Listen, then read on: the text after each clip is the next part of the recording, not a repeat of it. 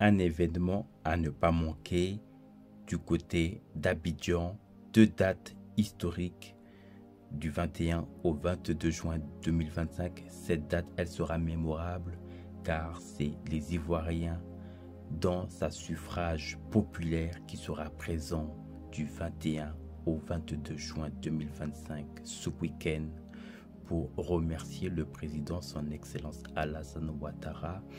C'est un peu plus de 100 000 à 150 000 personnes qui est attendu du côté d'Abidjan pour remercier le président Alassane Ouattara.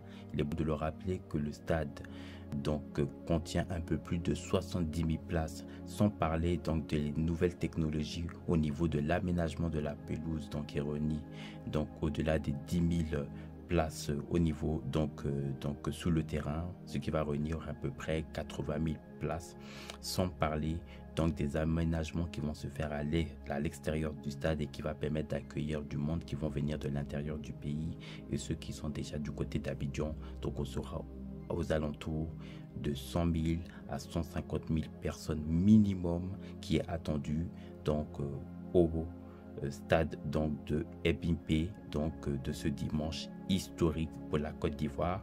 On a une autre date aussi qu'on a connue et que nous avons tous vécu. Je ne me suis pas en tout cas fait raconter, moi-même j'y étais à la mallette pour participer avec ma logistique bien sûr et ma communication à cet événement du 14 juin 2025 où tous les Ivoiriens de la diaspora et les Ivoiriens même de l'intérieur qui au même moment ont aussi célébré cet événement aussi à l'intérieur du pays. On a vu les images aussi du côté de Korogo, Abidjan et autres. Et ça, je dis bravo à tous les Ivoiriens en tout cas qui ont manifesté cette date d'événement.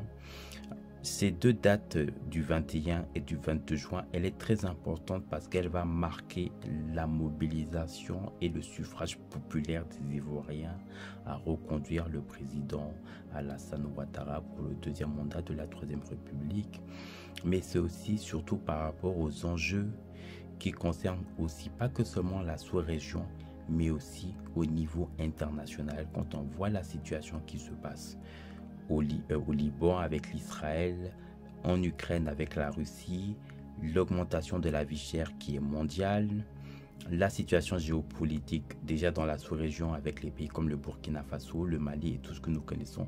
Il faut, au-delà de ça, ça ne concerne plus seulement l'affaire de la Côte d'Ivoire ou l'affaire d'un parti politique, ça va au-delà même de la Côte d'Ivoire et de l'avenir des Ivoiriens à laquelle justement le président Alassane Ouattara doit être reconduit pour le deuxième mandat de la Troisième République pour justement maintenir cette stabilisation qu'il a pu effectuer à sa houlette et son équipe bien sûr depuis 15 ans.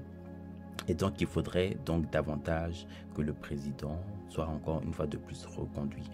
Au-delà de cela, c'est aussi les différents chantiers qui sont en cours. On a les métros, on a les ponts, on a les hôpitaux, on a d'autres universités qui sont encore en cours comme celle de Djenné et autres. Et tout cet environnement doit justement nous permettre justement de comprendre que le président est pour l'instant le seul en tout cas capable de effectuer ces différentes missions dans notre pays pour les 5 années à venir. Alors surtout, je vais vous demander la famille d'être nombreux à cet événement pour remercier le président pour tous ces travaux et réalisations qu'il a effectués dans notre pays.